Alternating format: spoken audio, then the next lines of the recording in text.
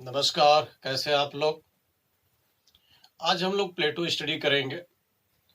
प्लेटो 428 ईसा पूर्व एथेंस के कुलीन परिवार में पैदा हुआ था और इसका देहांत 347 ईसा पूर्व में होता है। इसके द्वारा टोटल 36 ग्रंथों की रचना की गई और सब के सब डायलॉग शैली में थी। डायलॉग का अर्थ होता है वार्तालाप की शैली।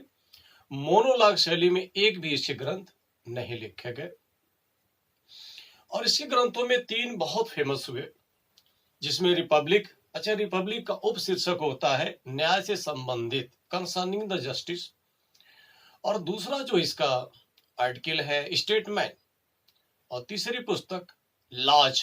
ये तीनों बड़ी फेमस हुई, जिससे सबसे ज्यादा फेमस होती है रिपब्लिक। हम लोग जानते ही हैं कि कुलीन परिवार में पैदा था और कुलीन परिवार में पैदा होने से यह था कि राजघराने में जाएगा, और उसमें सबसे बढ़िया एकेडमी चल रही थी शुक्रात के विश्वविद्यालय इसको भेजा गया। पढ़ने में बहुत अच्छा था, शरीर बहुत अच्छी थी। इसका जो व्यायाम गुरु थे, इसकी शरीर से प्रभावित होकर के इसका नाम प्लेटो रखे थे, जबकि इसका नाम पैर देखा जाए तो प्लेटो नहीं था, एरिस्टोक्लीज था। खैर जो भी हुआ, प्लेटो के नाम से ही फेमस हुआ। जैसा कि हम लोग अवगत भी हैं, इसके गुरु शुक्रात थे और शुक्रात को विष का प्याला दे दिया गया था। 399 ईसा पूर्व की घटना है और गुरु के साथ अन्याय हुआ था। तमाम जो रूढ़ियां थीं उसके विरुद्ध गुरुजी आवाज उठाते थे, तार्किक चेतना का विकास करते थे, जिसके कारण क्या हुआ, ये कहा गया कि युवाओं को भड़काता है और इसीलिए मृत्युदंड का आदेश दिया गया ज्यूरी द्वारा। और 399 ईसा पूर्व में इनको विष का प्याला दे दिया गया, जिसके कारण इनका देहांत हुआ। और इनके देहांत से इनका शिष्य बहुत प्रभावित हुआ, शिष्य प्लेटो। और प्लेटो ने सोचा कि अब हम राजनीति के क्षेत्र छोड़ करके अब दर्शन के क्षेत्र में ही रहेंगे, क्योंकि हमारे गुरु के साथ अन्याय हुआ है।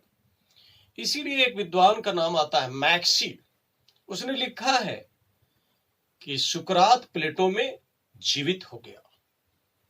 चूंकि गुरु के साथ अन्याय हुआ था और शिष्य प्लेटो के अंदर ये भावना पैदा हुई कि न्याय क्या होता है, उसको जानने की जरूरत है, ताकि और के साथ अन्याय न हो सके। न्याय पर मैं कुछ कहना चाहता हूं, कुछ लिखना चाहता हूं, लेकिन बहुत ज्यादा अनुभव प्लेटो के पास नहीं था। और उस समय जो बड़े बड़े विद्वान थे, उनके साथ वो मिलना चाहा कि न्याय क्या होता, व्हाट इज जस्टिस। तो सबसे पहले जाके मिलता है वो बहुत फेमस विद्वान हुआ करते थे, जिनका नाम था सिफिलिस। सिफिलिस ही बोला जाता है। बहुत इनका नाम था कानून के क्षेत्र में। प्लेटो पूछता है सिफिलिस से कि न्याय क्या होता है गुरुदेव। तो इन बताया कि न्याय क्या होता है, सत्य बोलना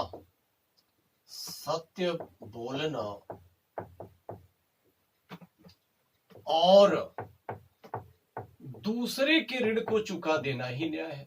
दूसरे के ऋण को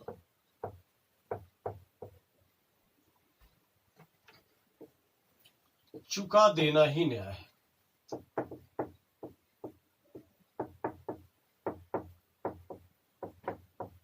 इस प्रकार से न्याय की परिभाषा दी गई सिफिलिस द्वारा। चूंकि प्लेटो बहुत तार्किक क्षमता रखता था, बहुत दिमाग था उसके पास, यहां भी उसने तर्क लगाया। क्या लगाया? कहा कि सत्य बोलना सर्वदा न्याय नहीं होता और दूसरे के ऋण को चुकाना भी सर्वदा न्याय नहीं होता। तो सिफिलिस ने पूछा कैसे? तो प्लेटो कहता है, अगर एक देश का सिपाही अपने देश के रहस्यों को बताने लगे तो उस देश के प्रति न्याय नहीं बल्कि अन्याय होगा। यहां उसने बताया, इसका मतलब हुआ कि देश के सिपाही सत्य नहीं बोल सकते, सत्य बोलेंगे तो न्याय नहीं बल्कि अन्याय होगा। और कहा दूसरे के ऋण को चुका देना न्याय भी सर्वदा न्याय नहीं होता। उसने उदाहरण से समझाया मान लें कि एक मित्र अपने दूसरे मित्र से अस्त्र शस्त्र ऋण के रूप में लेता है और जो देने वाला है वो पागल हो जाए और उसी समय अपने ऋण को वापस मांगे, तो दिया क्या है? अस्त्र शस्त्र दिया है। तो उस समय उसको अस्त्र शस्त्र वापस कर दिया जाए तो वो समाज के साथ न्याय नहीं अन्याय कर सकता है, बहुत बड़ी समस्या पैदा कर सकता है, उस हथियार का दुरुपयोग कर सकता है क्योंकि पागल हो चुका है। तो हमेशा ऋण को वापस करना न्याय नहीं होता। उसके बाद पोलीमार्कस के पास जाता है।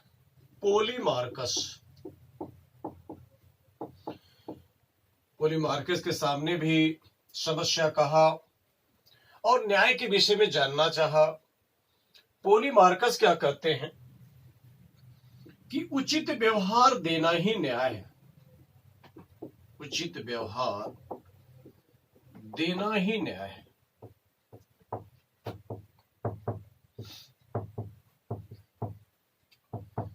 प्लेटो कहता है, गुरुदेव मैं उचित समझ नहीं पाया, ये उचित का अर्थ क्या है? पोलीमार्कस कहते हैं, न्याय क्या है? न्याय एक कला है। न्याय एक कला है और कला चतुराई के साथ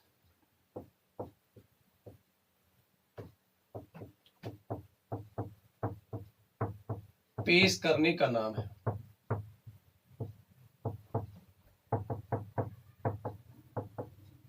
है। अर्थात और क्या बताते हैं? मित्र के प्रति श्रेष्ठ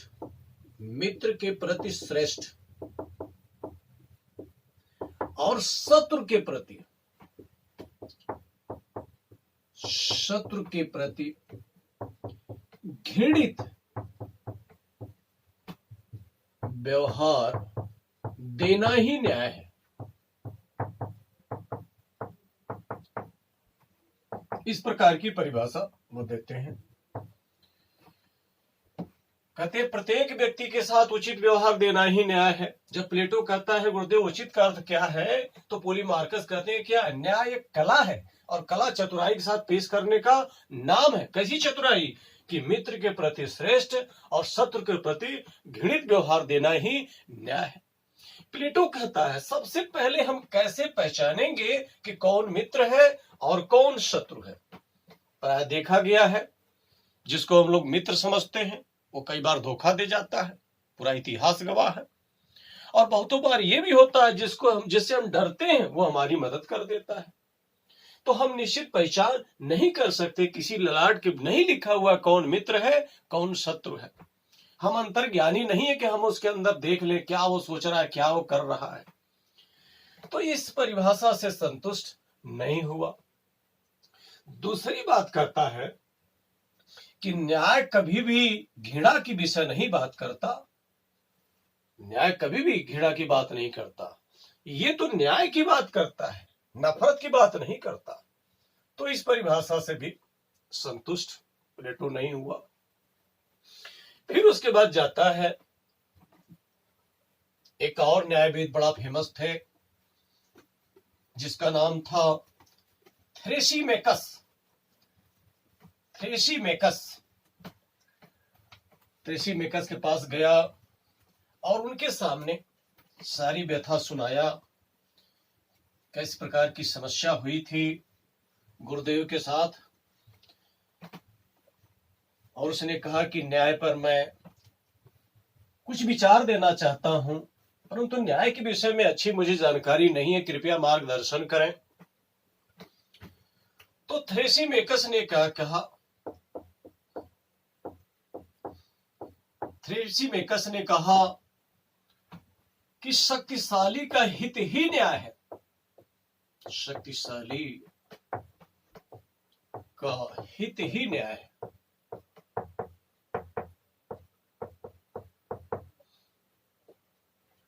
प्लेटो कहता है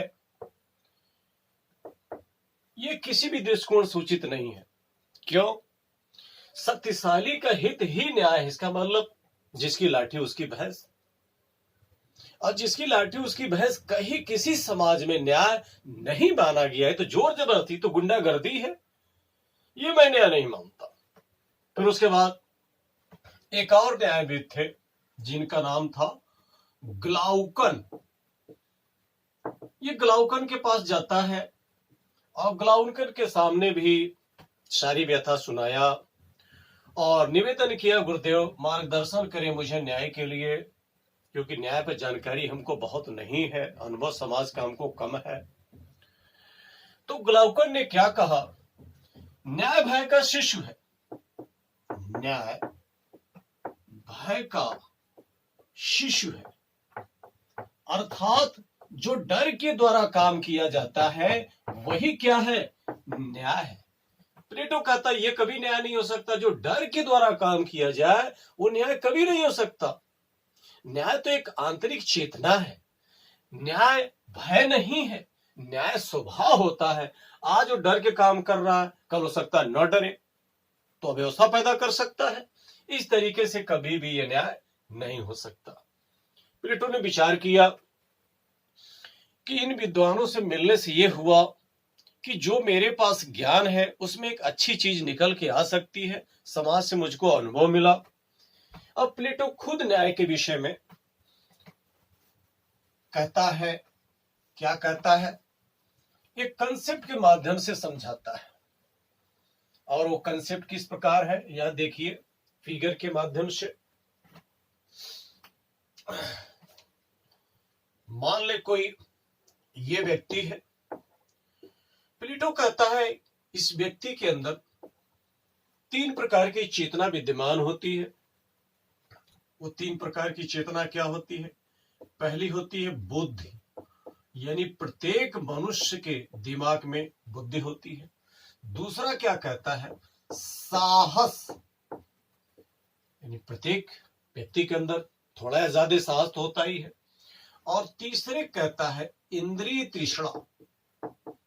इंद्रिय तृष्णा, इंद्रिय तृष्णा का अर्थ कार्य करने की क्षमता, सामर्थ्य, ये प्रत्येक मनुष्य के अंतर्गत विद्यमान होती है, कम या ज्यादा। तो प्लेटो क्या कहता है कि समाज में जितने लोग हैं, अगर देश में लागू करना है तो देश में, तो क्या करें, इसमें जो सबसे ज्यादा बुद्धि वाले हैं उनको अलग कर लिया जाए, और जो बहुत साहसी वाले हैं इसमें उनको अलग कर लिया जाए, और जो कार्य करने में सामर्थ्य ज्यादा है रखते हैं उनको अलग कर लिया जाए। इस तरीके से क्या होगा, 3 वर्ग का निर्माण होगा। जो बुद्धि वाले हैं वो शासक वर्ग का निर्माण करेंगे, शासक वर्ग। और बहुत ज्यादा जो हिम्मती हैं वो सैनिक वर्ग का निर्माण करेंगे, देश के लिए सेना काम करेंगे, सैनिक वर्ग। और जो कार्य करने में, व्यवसाय करने में बहुत ज्यादा इंटरेस्ट लेते हैं उनके लिए एक उत्पादक वर्ग, ये आएगा, उत्पादक वर्ग का निर्माण होगा। इस तरीके से 3 वर्ग निर्माण होंगे। और आप लोग भी देखे हैं, कुछ लोग ऐसे होते हैं पढ़ने लिखने में तो बहुत अच्छे होते हैं लेकिन बड़े डरपोक टाइप के होते हैं। कुछ लोग ऐसे होते हैं कि दिन भर काम कर सकते हैं लेकिन पढ़ने के लिए कहा जाए तो हालत खराब हो जाएगा। इस प्रकार के समाज में व्यक्ति होते हैं। प्लेटो कहता है कि ये परीक्षा के माध्यम से, शारीरिक मानसिक परीक्षा के माध्यम से ये 3 हम वर्ग बना लेंगे। और कहता है ये लोग अपने कार्य का ईमानदारी से कार्य करें और दूसरे के कार्यों में हस्तक्षेप न करें, तो चौथे तत्व की उत्पत्ति होती है जिसको न्याय कहता है, न्याय। और यही देखिए तलाश कर रहा था प्लेटो, यही न्याय है। और कहता है कि जब 4 तत्व मिल जाते हैं, देखिए 1 2 3 4, ये चारों तत्व मिल जाते हैं तब जाके निर्माण होता है क्या, राज्य का। ये देश का निर्माण होता है, ये राज्य का निर्माण होता है। तो राज्य में कितने तत्व हो गए, 1 2 3 4, इस प्रकार से बताता है। अब यहां देखेंगे बहुत सारे कोटेशन पूछे जाते हैं कि यहां न्याय किस प्रकार बताया और व्यक्ति का बृहद रूप राज्य है, ये कोटेशन बहुत आते हैं। यहां पर देखिए व्यक्ति है, ये पर्सन है, व्यक्ति का इकाई है राज्य की, तो व्यक्ति का बृहद रूप राज्य है, यहां आता है इस प्रकार से।